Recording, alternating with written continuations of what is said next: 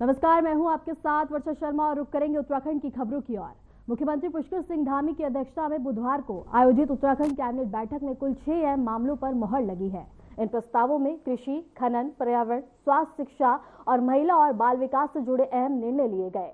बैठक में जैव प्रौद्योगिकी परिषद से जुड़े मामलों में कैबिनेट ने बड़ी स्वीकृति दी और इसके साथ ही 2 केंद्रों में पहले से ही पदों के संचालन के लिए नियमावली को मंजूरी दे दी है। वहीं हाईकोर्ट के निर्देशों के तहत खनन विभाग में 18 नए पदों को बता दें कि सृजित करने की भी स्वीकृति प्रदान की गई है।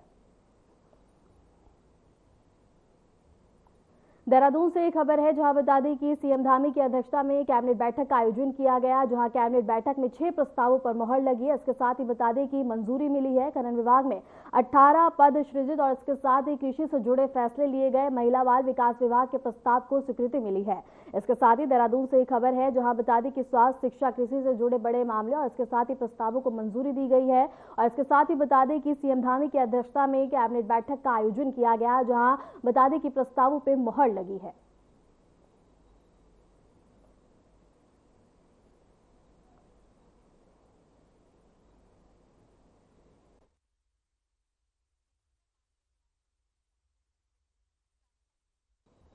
मोदी सरकार के 11 साल पूरे होने के अवसर पर भारतीय जनता पार्टी प्रदेश भर में प्रेस कॉन्फ्रेंस आयोजित कर रही है। उत्तराखंड के विभिन्न जिले में बीजेपी नेता केंद्र सरकार की उपलब्धियों और नीतियों को लेकर जनता से संवाद करेंगे।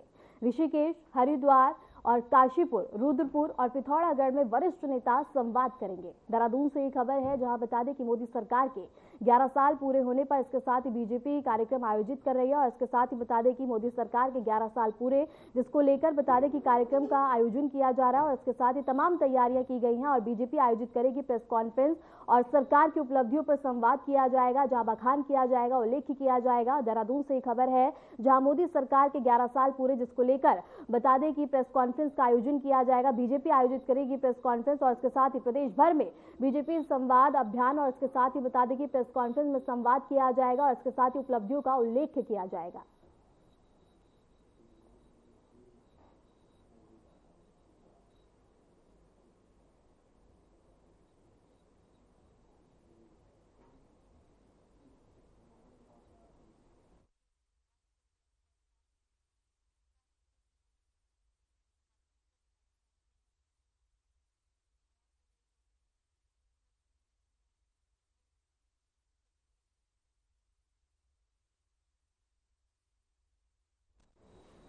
उत्तराखंड वासियों के लिए एक बड़ी राहत भरी खबर है, जहां बता दें कि प्रधानमंत्री नरेंद्र मोदी और केंद्रीय मंत्री नितिन गडकरी ने देहरादून से हरिद्वार और ऋषिकेश को जोड़ने वाले 2 अहम राष्ट्रीय राजमार्गों के सुधार कार्यों को मंजूरी दे दी है। इसके साथ ही करीब 720 करोड़ रुपए की इस परियोजना के तहत 36 किलोमीटर से अधिक सड़क का चौड़ीकरण और सुधार किया जाएगा। चारधाम यात्रा के दौरान लगने वाले जाम से अब राहत मिलती हुई नजर आएगी। साथ ही ट्रैफिक को भी नियंत्रित करने के लिए अलग से सर्विस रोड का निर्माण भी किया जाएगा। इसके साथ ही परियोजना यात्रियों के लिए न सिर्फ बता दें कि तमाम सुविधा लेके आएगी, बल्कि सुरक्षा भी सुनिश्चित करेगी। देहरादून से एक खबर है, जहां बता दें कि हरिद्वार हाईवे प्रोजेक्ट को मंजूरी दे दी गई है। चारधाम रूट को जाम से राहत मिलती हुई नजर आएगी और पीएम मोदी ने सड़क परियोजना मंजूरी और 720 करोड़ की हाईवे परियोजना स्वीकृत। देहरादून से हरिद्वार अब सफर आसान होता हुआ नजर आएगा। मोदी गडकरी से उत्तराखंड को तोहफा मिलता हुआ नजर आया है, जहां उत्तराखंड वासियों को बड़ी राहत मिली है। और इसके साथ ही बता दें कि अब रास्ता सुगम और इसके साथ सुरक्षा से भरा हुआ होगा।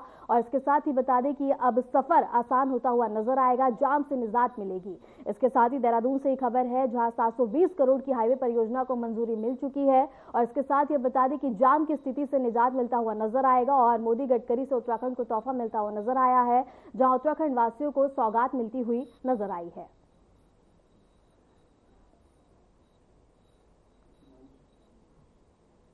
प्रधानमंत्री नरेंद्र मोदी के नेतृत्व में केंद्र सरकार के 11 साल पूरे और इसके साथ ही बता दें कि तमाम और सरकार की ओर से खासतौर पर तमाम कार्यक्रमों और इसके साथ ही तैयारियां की गई हैं। मोदी सरकार 11 साल पूरे होने पर अपना रिपोर्ट कार्ड जनता के बीच लेकर जाएगी। इस दौरान देश भर में भारतीय जनता पार्टी के केंद्रीय मंत्री प्रेस कॉन्फ्रेंस करेंगे। वहीं मंगलवार से सरकार के मंत्रियों के दौरे शुरू हो गए और तमाम जगहों पर प्रेस कॉन्फ्रेंस हुई।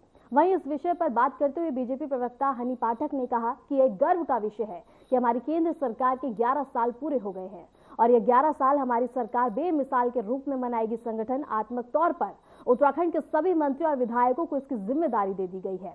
वार्ता में प्रदेश अध्यक्ष महेंद्र भट्ट सहित भाजपा के तमाम नेता भी मौजूद रहेंगे। देहरादून से एक खबर है, जहां बता दें कि मोदी सरकार के 11 साल पूरे और इसके साथ ही प्रेस कॉन्फ्रेंस का आयोजन किया जाएगा, जहां अपनी उपलब्धियों को बखान किया जाएगा। इसके साथ ही बीजेपी मनाएगी बेमिसाल 11 साल और इसके साथ ही देश भर में प्रेस कॉन्फ्रेंस का आयोजन किया जाएगा, जहां उपलब्धियों का उल्लेख किया जाएगा। और इसके साथ ही बता दें कि बीजेपी प्रवक्ता हनी पाठक ने तमाम जानकारी साझा की और इसके साथ ही बता दें कि केंद्र सरकार अपना रिपोर्ट कार्ड अब जनता के सामने रखेगी और इसके साथ ही अपनी उपलब्धियों को गिनवाया जाएगा।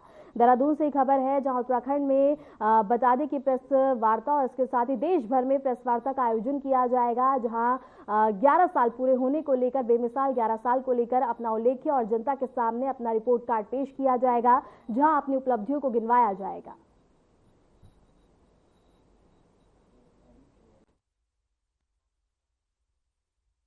देखिए, हमारे लिए बहुत गर्व का विषय है कि हमारे यशस्वी प्रधानमंत्री श्री नरेंद्र मोदी जी को 11 साल पूरे हो रहे हैं और 11 साल बेमिसाल के रूप में हम लोग मनाने जा रहे हैं। इसके तहत लगातार संगठनात्मक दृष्टि से कार्यक्रम लगाए गए हैं, जिसके तहत कल माननीय मुख्यमंत्री जी और प्रदेश अध्यक्ष जी एक प्रेस कॉन्फ्रेंस करेंगे। सभी जिला मुख्यालय पे कार्यक्रम होंगे जो मंडल स्तर तक जाएंगे और प्रेस वार्ता के दौरान अब तक के जितने अभूतपूर्व कार्य हमारे यशस्वी प्रधानमंत्री श्री नरेंद्र मोदी जी ने किया है उसके बारे में पूरा विस्तार से बताया जाएगा और उनकी जितनी ज्यादा उपलब्धियां हैं, जो जनता देवतुल्य जनता ने हमें आशीर्वाद दिया है, जो वो लाभान्वित हुए हैं, उन सब चीजों के बारे में प्रेस कॉन्फ्रेंस के द्वारा बताया जाएगा और जिले स्तर तक, मंडल स्तर तक और बूथ स्तर तक सभी कार्यक्रमों को लेके जाया जाएगा, जिसमें विभिन्न योग शिविर से लेकर सभी कार्यक्रम शामिल रहेंगे।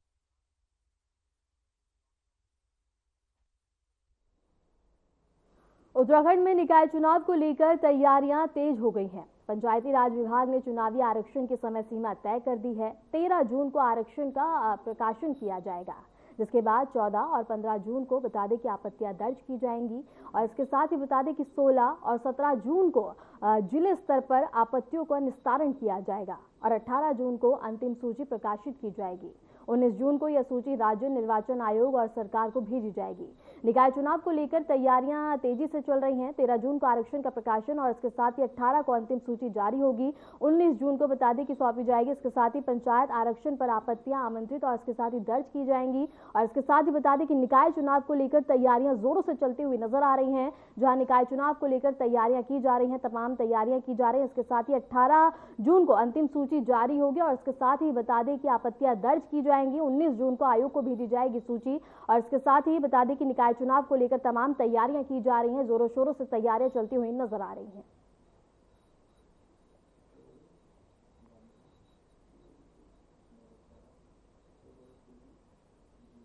हरिद्वार से बड़ी खबर सामने आ रही है, जहां बता दें कि सीताराम गौशाला में गुलदार का आतंक थमने का नाम नहीं ले रहा है। आज सुबह एक बार फिर से गुलदार ने गौशाला में हमला कर एक जानवर को अपना शिकार बना लिया। बताया जा रहा है कि कल भी गुलदार ने एक पालतू कुत्ते को अपना निवाला बना लिया। इसके साथ ही बता दें कि शिकार की ये पूरी घटना गौशाला में लगे सीसीटीवी कैमरों में कैद हो गई। इलाके में लगातार गुलदार की मौजूदगी से दहशत का माहौल है और ग्रामीणों का आरोप है कि वन विभाग को कई बार सूचित किया गया, लेकिन अब तक कोई ठोस कार्रवाई नहीं की गई है।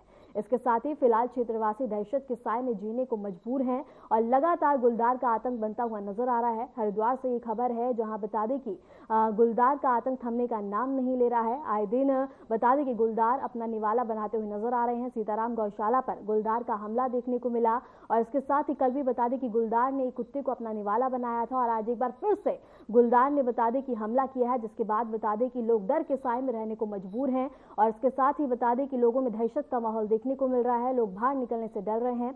हरिद्वार से खबर है, जहां बता दें कि गुलदार का आतंक थमने का नाम नहीं ले रहा है। दिन ब दिन लगातार गुलदार के आतंक बढ़ते हुए नजर आ रहे हैं। सीताराम गौशाला पर गुलदार का हमला देखने को मिला और इसके साथ ही ये पूरी घटना सीसीटीवी कैमरे में कैद हो गई और इसके साथ ही बता दें कि गुलदार अब लगातार हमला और अपना निवाला बनाते हुए नजर आ रहे हैं, जिसके बाद बता दें कि लोग दहशत में हैं।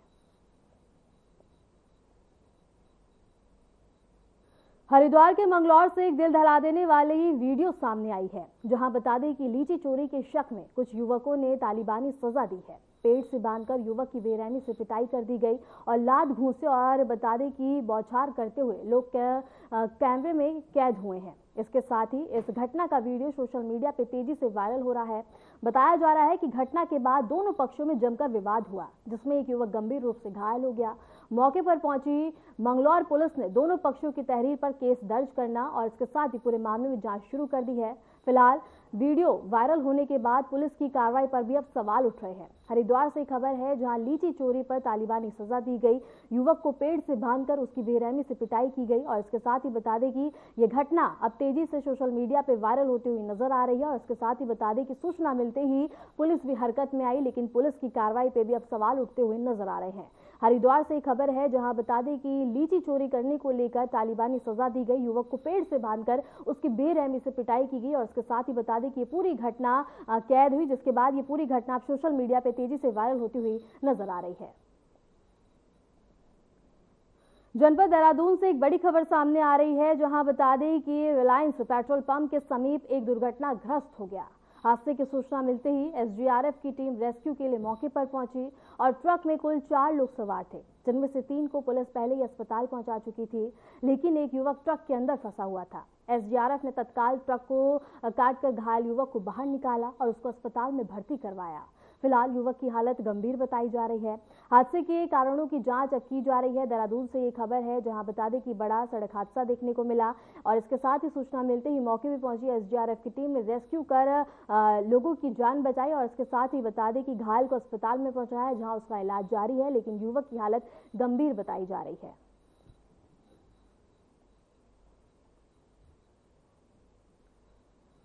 भले ही उत्तराखंड में इस साल मई और जून में हुई बारिश और बर्फबारी ने गर्मी से राहत दिलाई हो, लेकिन जब भी मौसम खुला है तो गर्मी ने अपने तेवर जरूर दिखाए हैं। इस साल प्रदेश में मानसून 6 दिन की जल्दी से आने की संभावना है, लेकिन मानसून आने से पहले मंगलवार को गर्मी ने अपने तेवर दिखाए तो गर्म हवाओं ने भी खूब झुलसाया। आंकड़ों पर नजर डालें तो देहरादून का अधिकतम तापमान सामान्य से 4 डिग्री और इजाफे के साथ ही बता दें कि डिग्री देखने को मिला है। यह सीजन का सबसे अधिक पारा रिकॉर्ड किया गया और रात के न्यूनतम तापमान में सामान्य से 2.5 डिग्री के बढ़ोतरी के साथ ही 25.7 डिग्री दर्ज किया गया। इसके चलते गर्म हवाओं ने रात को भी परेशान किया है और ऐसे ही हाल प्रदेश के अन्य इलाकों में भी देखने को मिले हैं। उत्तराखंड के कुछ जिलों में आज हल्की बारिश के साथ मानसून प्रवेश करेगा और मौसम वैज्ञानिकों का कहना है कि इस बार प्रदेश में 6 दिनों की जल्दी से मानसून प्रवेश करेगा, जबकि पूरे सीजन 6% अधिक वर्षा होने की संभावना है। और मौसम विज्ञान केंद्र की ओर से जारी पूर्वानुमान के अनुसार 11 जून को देहरादून समेत उत्तरकाशी, चमोली, बागेश्वर, अल्मोड़ा, चंपावत, नैनीताल, पिथौरागढ़ जिले के कुछ हिस्सों में हल्की बारिश का येलो अलर्ट जारी किया गया। गर्मी ने बता दें कि अपने रिकॉर्ड तोड़ती हुई नजर आई है और इसके साथ ही मानसून 6 दिन पहले आने की संभावना है। और इसके साथ ही बता दें कि रात में भी गर्म हवाओं का असर देखने को मिल रहा है, जिससे बता दें कि जनजीवन पूरी तरह से अस्त व्यस्त होता हुआ नजर आ रहा है। जी हां, केंद्र में मोदी सरकार के 11 साल पूरे हो गए हैं। भारत एक दूरदर्शी फ्यूचर प्रशासन के साथ विकसित भारत की ओर अग्रसर है और पिछले 11 सालों ने वास्तव में विकसित और आत्मनिर्भर भारत की मजबूत नींव रखी है। इसी को लेकर देखिए हमारी एक खास रिपोर्ट। नरेंद्र दामोदर दास मोदी, ईश्वर की शपथ लेता हूं कि मैं विधि द्वारा स्थापित मैं संघ के प्रधानमंत्री के रूप में अपने कर्तव्यों का श्रद्धापूर्वक और शुद्ध अंतःकरण से निर्वहन करूंगा।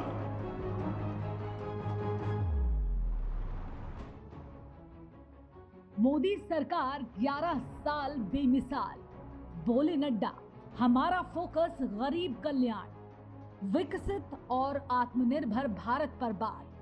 देश के लिए कितने फायदेमंद रहे ये 11 साल। विकसित भारत की यात्रा में पीएम मोदी के 11 साल हो चुके हैं।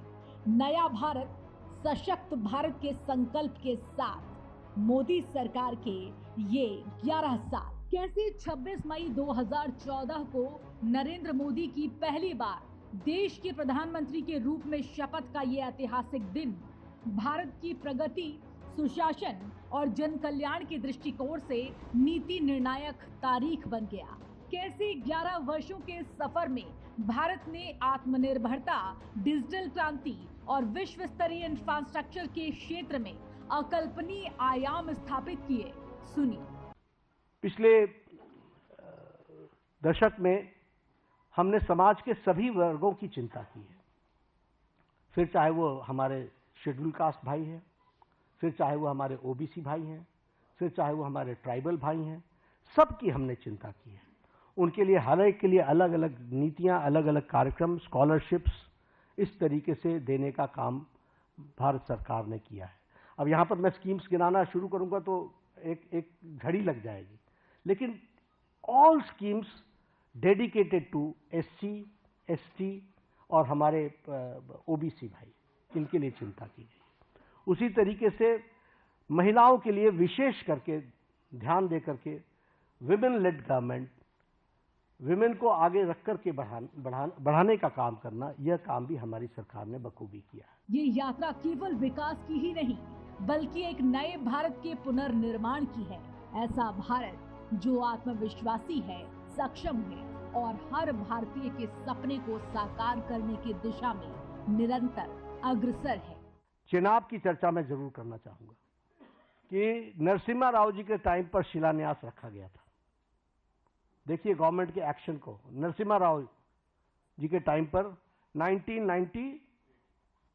1995 में रखा गया था और इसको अटल जी ने project of national importance declare किया और पूरा करने का काम प्रधानमंत्री मोदी जी ने 6 जून को, अभी 3 दिन पहले, उसको पूरा किया। वो भी हमको ध्यान में रखना चाहिए। तो इसलिए समस्याओं को टालते रहना, ये इस सरकार की न रीति रही न नीति रही। सरकार ने समाज के सभी वर्गों की चिंता करते हुए कोशिश की कि उनके जीवन में सुधार हो, और आज पूरी ताकत के को जानने के लिए बने रहे हमारे साथ।